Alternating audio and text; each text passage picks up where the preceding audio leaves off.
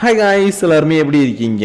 இன்னைக்கு நம்ம Tokyo cool anime season 3 உடைய எபிசோட் 9 தான் பார்க்க போறோம். அதனால இதுக்கு முன்னாடி இருக்கக்கூடிய எபிசோட்ஸ் எல்லாம் யாராச்சும் பார்க்கலனா கவலைப்படாதீங்க. கீழ டிஸ்கிரிப்ஷன்ல லிங்க் இருக்கு, அதை யூஸ் பண்ணி போய் ஒன்ஸ் பார்த்துட்டு வந்துருங்க. அப்பதான் இந்த எபிசோட்ல இருக்கக்கூடிய ஸ்டோரியை உங்களால தெளிவா புரிஞ்சுக்க முடியும். சோ பார்க்காதவங்க போய் பார்த்துட்டு வந்துருங்க. அப்புறம் அப்படியே ஆல்ரெடி பார்த்தவங்க நம்ம சேனலுக்கு இன்னும் சப்ஸ்கிரைப் பண்ணலனா இந்த வீடியோ பார்த்து முடிச்சதுக்கு அப்புறம் உங்களுக்கு டைம் இருக்குதுன்ற பட்சத்துல நம்ம சேனல்ல இருக்கக்கூடிய மத்த வீடியோவை முடிஞ்சதுன்னா ஒரு தடவை ட்ரை பண்ணி பாருங்க. அப்ப உங்களுக்கு பிடிச்சிருந்தா மட்டும் சப்ஸ்கிரைப் பண்ணி பெல் ஐகானை ஆல்ல வச்சுக்கோங்க. அது கூட சேர்த்து நம்ம சோஷியல் மீடியாவோட லிங்க் எல்லாம் கீழ டிஸ்கிரிப்ஷன்ல கொடுத்திருக்கேன். அதை யூஸ் பண்ணி ஃபாலோ பண்ணனும்னு தோணுச்சுனா மட்டும் ஃபாலோ பண்ணிக்கோங்க. ஏன்னா நீங்க இப்ப பாத்துக்கிட்டு இருக்கிறது இன்ஃபினிட்டி அனிமேஷன் சேனல். வாங்க டைம் வேஸ்ட் பண்ணாம இந்த எபிசோடுக்குள்ள போயிரலாம். சோ இந்த எபிசோட் ஓபன் பண்ணது ரொம்ப நாளாவே ரூம்க்குள்ள இருந்த ஷூ தன்னுடைய வீல் சேர்ல உட்கார்ந்துட்டு செம வேகமா வெளியில போய்கிட்டு இருக்கான். ஏன்னா இப்ப இவனுக்கு காணிக்க யாருன்றது தெரிஞ்சிடுச்சு இல்லையா? அதனால நான் உடனே போயிட்டு அவனை பார்க்க போறேன்னு புயல் வேகத்துல வெளியில பார்க்க முன்னாடி இருக்கக்கூடிய ஸ்டெப்ஸ் தடுக்கி விட்டு கீழே விழுந்து மண்ணை கப்பிக்கிட்டு இருந்திருப்பான். இதனால இது எல்லாத்தையும் பார்த்ததுக்கு அப்புறம் காணியவே சரி ஓகே நான் உங்களை கூட்டிட்டு போறேன்னு மறுநாள் ஆனதும் காணிக்கையை பாக்குறதுக்காக இவனை ரெடி பண்ணி கூட்டிட்டு வந்திருக்கா.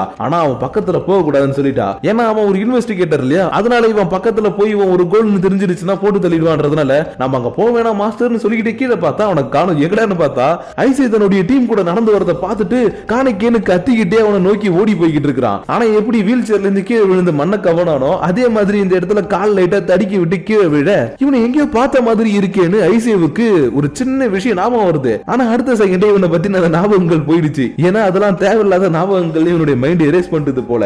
அதனாலதான் இப்படி கீழே விழுந்தவனை ஒரு மாதிரி வித்தியாசமா பார்த்துட்டு சார் என்ன சார் ஆச்சு, ஏன் உங்களுக்கு ஏதாவது பிரச்சனையான்னு யாருனே தெரியாத மாதிரி இவங்கிட்ட பேசிக்கிட்டு இருக்கவும் டக்குன்னு காணை குறுக்க வந்து இவனை தூக்கிக்கிட்டு சார் இதுக்கப்புறம் நம்ம இருக்கவா நான் கூட்டிட்டு கிளம்பிடுறா. ஏன்னா ஷூ என்ன நினைச்சிருப்பான், தானே பார்த்த உடனே ஐசியூக்கு எல்லாம் ஞாபகம் வந்துரும், காணிக்க நம்மளுக்கு திரும்ப கிடைச்சிருவான் அப்படின்ற மாதிரி நினைச்சிருப்பான். பட் இந்த இடத்துல எதுவுமே நடக்கல இல்லையா? அதனாலதான் சரி ஓகே சார் இதுக்கப்புறம் இங்க இருக்க வேணா கூட்டிட்டு போயிட்டு இருக்க. ஷூவும் அவனுக்கே என்ன பத்தி ஞாபகம் இல்ல, அவனுக்கே என்ன பத்தி ஞாபகம் இல்லன்னு புலம்பிக்கிட்டே போயிட்டு இருக்கிறான். ஆனா இவ்வளவு நடந்ததுக்கு அப்புறமும் ஐசிஏவுக்கு இவனை பத்தி எந்த ஒரு விஷயமும் ஞாபகம் வரல. அதனால இவனுடைய டீமை கூட்டிக்கிட்டு டைரக்டா இப்ப எங்க போறானா ஊட்டாவோடைய மாஸ்க் ரெடி பண்ற அந்த கடைக்கு தான். ஏன்னா இவங்க என்னதான் சிசிடில இருக்கக்கூடிய குயின் ஸ்குவாடா இருந்தாலும் பொதுமக்கள் இவங்களை பார்க்கும்போது ஒரு கோல் மாதிரி தானே பாக்குறாங்க. அதனாலதான் எல்லாருக்குமே கோலை தெரியாத அளவுக்கு ஒரு மாஸ்க் ரெடி பண்ணணும்னு இந்த இடத்துக்கு கூட்டிட்டு வந்திருப்பான். ஆனா காணிக்கை எப்படி இவனுடைய கண்ணை பார்த்ததுமே நீங்க ஒரு கோலான்னு கேட்டானோ அதே மாதிரி தான் இவங்க எல்லாரும் என்னடா நம்மள ஒரு கோல் கிட்ட கூட்டிட்டு வந்திருக்கான்ற மாதிரி பேசிக்கிட்டு இருக்க அடுத்த செகண்டே இவன் ஒரு மனுஷன் தான் பண்ணி இவங்க நம்பவே ஆரம்பிச்சுட்டாங்க. ஏன்னா இவன் பேசுற விதம் நடந்துக்கிறது எல்லாமே ஒரு மனுஷன் மாதிரி தான் இருக்கும். அதனாலதான் இவன் ஒரு மனுஷன் தான் போல அப்படின்ற மாதிரி பேசிக்கிட்டே இவங்க கிட்ட மாஸ்க்குக்கான அளவை கொடுத்துக்கிட்டு இருக்கும்போது முற்றுகை மட்டும் இவங்க கிட்ட அளவு கொடுக்கும்போது கொஞ்சம் அன்கம்ஃபர்டபுளா ஃபீல் பண்றா. ஏன்னா ஆக்ஷன் நடக்கிற இடத்துல ஒருத்தவன் கிளவுன் மாஸ்க் போட்டுட்டு இவ்வளவு விக்கிறதுக்காக ஆக ஓகன்னு இன்ட்ரோ கொடுத்துட்டு இருந்திருப்பான் இல்லையா? அது வேற யாரும் கிடையாது, ஊட்டா தான். ஆனா இவளுக்கு பெருசா ஒன்னும் டவுட் வரலன்றதுனால இன்னைக்கு அளவு எல்லாத்தையும் கொடுத்துட்டு கிளம்புனதுக்கு அப்புறம் இன்னைக்கு ஈவினிங் ஐசிஐ தேர்ட் வார்டோடைய இன்வெஸ்டிகேட்டர் கூட கொஞ்ச நேரம் மீட்டிங்க போட்டு பேசிக்கிட்டு இருக்கிறான். ஏன்னா காணிக்கேவா இருந்தவன ஐசிஐவா மாறினதுக்கு அப்புறம் ட்ரைனிங் கொடுத்தவங்கல்ல இவங்களும் ஒருத்தவங்க, அதாவது நம்ம அரிமா கூட இருக்கக்கூடியவங்க. சோ அப்படி இருக்கும்போது இவங்க பார்க்கணுன்றதுக்காக வர சொல்லி இவங்க கிட்ட பேசிட்டு அனுப்புனதுக்கு அப்புறம் கூட இருக்கக்கூடிய இவங்களுடைய அசிஸ்டன்ட் கிட்ட இவனை மட்டும் நோட் பண்ணிக்கோ, இவன் ஒன்னும் சாதாரண ஆள் கிடையாது, என்னைக்காவது ஒரு நாள் இவன் நம்மளுக்கு எதிராக திரும்புவான், அன்னைக்கு இவனையே நம்ம போட்டு தள்ள வேண்டிய நிலைமை வரும்ன்ற மாதிரி சொல்லிக்கிட்டு இருக்காங்க.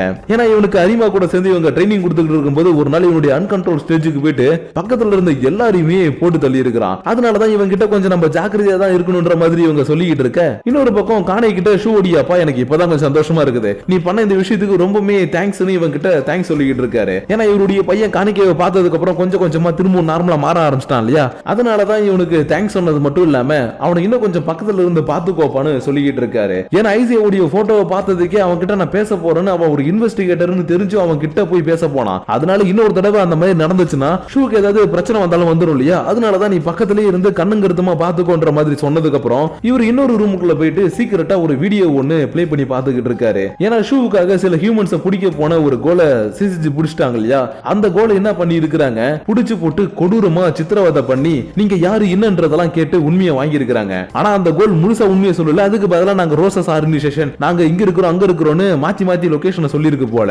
அதனாலதான் சரி ஓகே இப்படி போனா சரி வராதுன்னு இந்த ஷிகி என்ன பண்ணி இருக்கிறான், அந்த ஆர்கனைசேஷனை மொத்தமா ஒழிச்சு கட்டணும்ன்றதுக்காக சிசிஜியோட ஒரு சோஷியல் மீடியா இருக்கும் இல்லையா? அந்த சோஷியல் மீடியாவுடைய அக்கவுண்ட்ல டார்ச்சர் பண்ண வீடியோ எல்லாத்தையும் போட்டு ஹே ரோசஸ் ஆர்கனைசேஷன் உங்களை தேடி நான் சீக்கிரமா வருவேன், அப்படி இல்லனா நீங்களே என்ன தேடி வருவீங்கன்னு இந்த வீடியோவை பார்த்துட்டு ரோசஸ் ஆர்கனைசேஷன் ட்ரிகர் ஆகணும்ன்றதுக்காகவே அப்லோட் பண்ணி விட்டுருக்கான். ஆனா இத பார்த்ததுக்கு அப்புறம் ஷூவுடைய அப்பா ட்ரிகர் ஆகல. ஏன்னா இவர் நினைச்சா இப்பவே போயிட்டு சிசிஜில இருக்கக்கூடிய எல்லாருமே போட்டு தள்ளிட்டு வர முடியும். ஆனா இவங்களுடைய ஃபேமிலியை நம்பி எக்கச்சக்க பேர் இருக்கிறாங்க. சோ அதனாலதான் இப்ப நம்ம எதுவுமே பண்ண தேவையில்ல, அமைதியா போலான்ற மாதிரி இந்த வீடியோ பார்த்துட்டு இவர் இந்த பக்கம் உட்காந்து யோசிச்சுட்டு இருக்கும்போது இன்னொரு பக்கம் இந்த ஷிகி வீடியோ அப்லோட் பண்ணதுனால சோஷியல் மீடியாவில் சிசிஜிக்கு எதிராக எக்கச்சக்கமான நெகட்டிவ் கமெண்ட்ஸ் வர ஆரம்பிச்சு. ஆரம்பிச்சிருக்கோம். ஏன்னா அந்த அளவுக்கு இவங்க கிட்ட மாட்டிக்கிட்டு இருக்கக்கூடிய அந்த கோலை கொடூரமா சித்திரவதை பண்ணி அந்த வீடியோவை அப்லோட் பண்ணிருக்காரு. அதனாலதான் இந்த மாதிரி எல்லாம் பண்ணிக்கிட்டு இருந்தீங்கன்னா நம்மளோட சிசிசி ஆர்கனைசேஷன் மொத்தமா நீங்களே போட்டு தள்ளிடுவீங்க. சோ நான் சொல்றத கேளுங்க, இதுக்கப்புறம் இந்த மாதிரி பண்ணாதீங்கன்னு தேர்ட் வார்டோட ஹெட் ஒரு கூட்டு வச்சு அட்வைஸ் பண்ணிக்கிட்டே இருக்காரு. ஆனா இது எல்லாத்தையும் இந்த காதல வாங்கிட்டு இன்னொரு காதல விட்டுட்டு போற மாதிரி, சரிப்பா நீ சொன்னது எல்லாமே எனக்கு புரிஞ்சிருச்சு,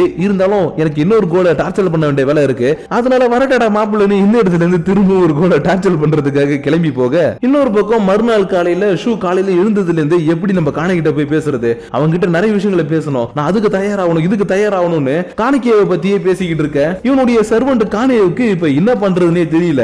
ஏன்னா இவன் படுத்து கடந்த போயும் காணிக்கையை பத்தி தான் பேசிக்கிட்டு இருந்தான், இப்ப எழுந்ததுக்கு அப்புறமும் காணிக்கையை பத்தி தான் பேசிக்கிட்டு இருக்கிறான். அதனால என்ன பண்றதுன்னு தெரியாம இவன் அந்த குட்டி பொண்ணுக்கு போன் அடிக்கவும் அவ உடனே ஒன்னும் பிரச்சனை கிடையாது, ஐசியவா இருக்கக்கூடிய காணிக்கை தினமும் ஒரு 2 மணி நேரம் ஒரு பார்க்ல உட்காந்து புக் படிப்பான், அப்படிலாம் சும்மா உட்காந்து ஏதாச்சும் ரசிச்சுக்கிட்டு இருப்பான். சோ அந்த இடத்துக்கு ஷூ அனுப்பி பேச சொல்லுங்க, கண்டிப்பா அவங்களுக்குள்ள ஒரு கான்வர்சேஷன் கிரியேட் ஆகி திரும்ப அவங்க ஃப்ரெண்ட்ஸா மாறதுக்கு வாய்ப்பு இருக்குதுன்னு சொல்லவும் இவனும் கரெக்டா ஈவினிங் ஆனதும் ஷூவை கரெக்டா காணிக்கை இருக்கக்கூடிய இடத்துக்கு அனுப்பி வைக்க, அதாவது ஐசியா இருக்கக்கூடிய இடத்துக்கு அனுப்பி வைக்க, இந்த இடத்துக்கு வந்துட்டு இவங்க 2 பேருமே கொஞ்சம் கொஞ்சம் பேச ஆரம்பிக்கிறாங்க. அதாவது ஒருத்தவங்க புதுசா ஸ்ட்ரேஞ்சரை நம்ம பார்த்தோம்னா அப்புறங்க யாருங்க நீங்க எப்படிங்க இருக்கீங்க அப்படின்னு பேசுவோம் இல்லையா, அந்த மாதிரி இந்த இடத்துல இவன் பேசிக்கிட்டே இருக்க ஐசியாவுக்கு இவனை பத்தி எந்த ஒரு விஷயமும் ஞாபகமே வந்திருக்காது. அதனால சரி ஓகே நம்ம ஏதாவது ஒரு 2-3 பிட்ட போடுவோன்னு, அப்புறங்க உங்களை எங்கேயோ பார்த்த மாதிரி இருக்கு, நீங்க கூட என்ன எங்கேயாவது பார்த்திருக்கீங்களா, நம்ம 2 பேரும் பழகி இருக்கோமான்ற மாதிரி கேட்க, தெரியலங்க அன்னைக்கு நீங்க கீழே விழும்போது உங்களை பார்த்தேன்னு நினைக்கிறேன், அதுக்கப்புறம் உங்களை நான் இன்னைக்கு தான் பாக்குறேன்ற மாதிரி சொல்லிக்கிட்டு இருக்கும் போது கரெக்டா இந்த இடத்துக்கு முட்சுக்கியும் சைக்கோவும் இவனை கூட்டிட்டு போறதுக்காக வந்திருப்பாங்க.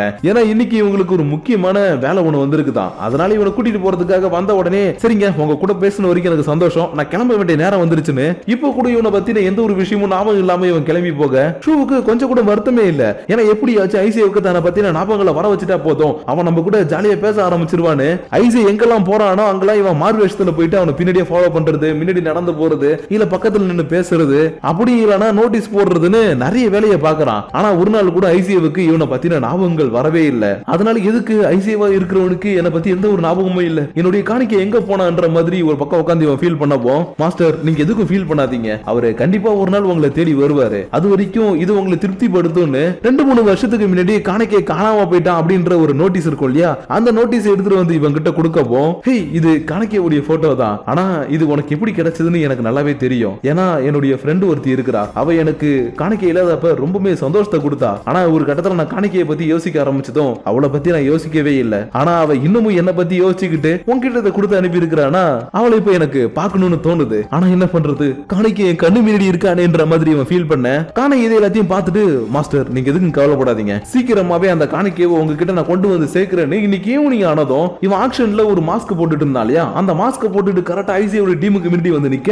யூரிக்கும் ஜின்ஷிக்கும் இது யாருன்றது கரெக்டா தெரிய வந்துருச்சு. அதனால இது அந்த கோல் தான், அன்னைக்கு நம்மள்ட்ட தப்பிச்சதே அந்த கோல் தான். இவங்க 2 பேரும் இந்த கோலை துரத்திக்கிட்டே ஒரு பில்டிங் குள்ள வர ஐசியோவும் மத்தவங்களும் இவங்களை ஃபாலோ பண்ணி வந்திருப்பாங்க. ஆனா இவங்க வேற ஒரு பக்கத்துல வந்து சூட்ஸ் கிட்ட மாட்டிட்டாங்க.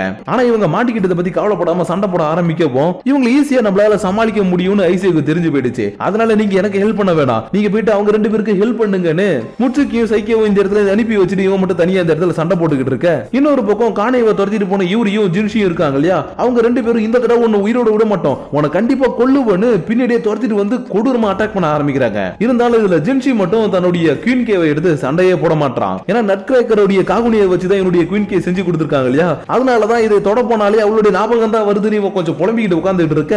யூரி சரி ஓகே எனக்கு வேற வழி கிடையாதுன்னு இவனுடைய பவர் லைட்டா கொஞ்சம் இன்க்ரீஸ் பண்ணி அட்டாக் பண்ணப்போ இந்த காணேவுக்கு கொஞ்சம் அடிபட ஆரம்பிச்சிருக்கும். அதனால சரி ஓகே இதுக்கப்புறம் நமக்கு இருக்க வேணாம், அவங்க எல்லாத்தையும் பார்த்துப்பாங்கன்னு இந்த இடத்துல இருந்து இவன் தப்பிச்சு போக, இன்னொரு பக்கம் கரெக்டா முட்சுக்கியும் சைக்கோவும் போயிட்டு இருக்கும் போது குறுக்க ஒருத்தவன் வரான், அதாவது ஐகிரி ட்ரீயோடைய மெம்பர். ஆனா இவன் யாருன்னா முட்சுக்கி எனக்கு தான் சொல்லிக்கிட்டு ஒரு டிரைவர் ஒருத்தவன் தெரியவான் இல்லையா, அந்த டிரைவர் தான் இந்த இடத்துக்கு ஐகிரி ட்ரீயோடைய மெம்பரா வந்திருப்பான். ஆனா முட்சுக்கி இந்த தடவை இவனை பார்த்து பயப்படல, அதுக்கு பதிலா சைக்கோவை இங்க இருந்து போக சொல்லிட்டு இவனை புடிச்சு போட்டு போனாடி அடிக்கிறா. ஏன்னா இவ தான் ஷூ கிட்ட நிறைய ட்ரைனிங் எடுத்துட்டு வந்தா இல்லையா, அதனாலதான் இவ காகுனியாவை கூட யூஸ் பண்ணாம இவ கையில வச்சிருக்கக்கூடிய கத்தியை வச்சுக்கிட்டே இவனை புடிச்சு போட்டு போனாடி அடிச்சுக்கிட்டு இருக்க, ஒரு கட்டத்துல இவனோட தலையை துண்டா வெட்டி இவனை கொன்னுறலான்னு கிட்ட வந்திருப்பா. ஆனா டக்குன்னு குறுக்க ஒரு பொண்ணு வந்து குயின்கியை வச்சு தடுக்கவும் யாரா இவ எதுக்குடா குறுக்க வந்தான்ற மாதிரி இவ பாத்துக்கிட்டு இருக்க, புதுசா வந்து அந்த பொண்ணு என்ன பண்ற டக்குன்னு இவனை புடிச்சு டேய் முட்டாள் உனக்கு எத்தனை தடவை சொல்றது தனியா போவாதானே, ஒழுங்கா நம்ம டீம் கூடவே இரு, இவளை நான் பாத்துக்கிறேன்னு இவனை தூக்கி எட்ட கடாசிடுறா. ஏன்னா வந்திருக்கிறது சாதாரண பொண்ணு கிடையாது, ஐகிரி ட்ரீயை சேர்ந்த ஒரு கோல் தான். இருந்தாலும் இந்த பொண்ணு ஒரு குயின்கியை யூஸ் பண்றத பார்த்ததும் சரி ஓகே அப்பனா இவ கோல் கிடையாது முடியாது, சாதாரண பொண்ணுதான் நினைச்சுக்கிட்டு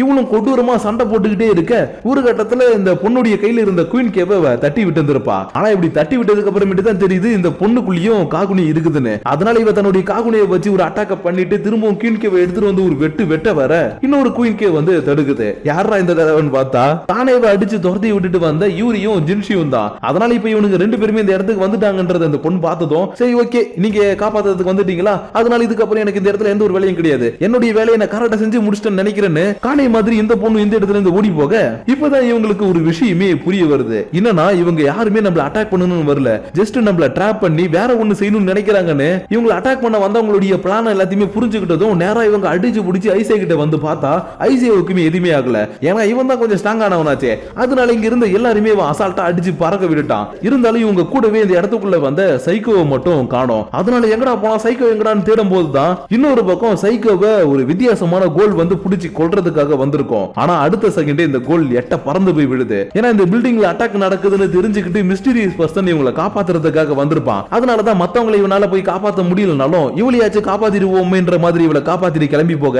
இந்த விஷயத்தை எல்லாத்தையும் ஐகிரி ட்ரீயோட லீடர் ஒரு உச்சியில இருந்து பாத்துக்கிட்டு ஓகே இதுக்கப்புறம் நம்ம ஆட்டம் சூடு பிடிக்க போதுன்ற மாதிரி சொல்லும் போது அப்படியே இந்த இடத்துல இந்த எபிசோட முடிக்கிறாங்க. சோ கைஸ் இன்னைக்கு நம்ம பார்த்த இந்த எபிசோட் கண்டிப்பா உங்களுக்கு பிடிச்சிருக்கும் நினைக்கிறேன். அது மட்டும் இல்லாம இதுக்கப்புறம் ஸ்டோரி விறுவிறுன்னு போக போகுது. ஏன்னா ஐகிரி ட்ரீயோட லீடர் தான் போன சீசன்ல ஒரு மிகப்பெரிய ட்விஸ்ட் பண்ணி விட்டு இருந்திருப்பா. அதே மாதிரி தான் இந்த சீசன்லயும் ஏதோ ஒரு ட்விஸ்ட் பண்றதுக்காக காத்துக்கிட்டு இருக்கா. அதனால என்ன நடக்க போகுது ஏது நடக்க போகுதுன்றத இதுக்கப்புறம் வரப்போற எபிசோட பார்த்து நம்ம தெரிஞ்சுக்கலாம். ஆனா அதுக்கு முன்னாடி இந்த வீடியோ பத்தின உங்களுடைய பர்சனல் தாட்ஸ் அண்ட் வியூஸ் என்னன்றத மறக்காம கீழ இருக்கக்கூடிய லைக் ஷேர் பட்டனை தட்டி விட்டுட்டு அதுக்கும் கீழ இருக்கக்கூடிய கமெண்ட் செக்ஷன்ல கமெண்ட் பண்ணுங்க. அப்படி நீங்க பண்ணக்கூடிய அந்த கமெண்ட்ஸோட சேர்த்து உங்களை நெக்ஸ்ட் எபிசோட வந்து மீட் பண்ற வரைக்கும் உங்களிடமிருந்து விடைபெறுவது உங்கள் நான்.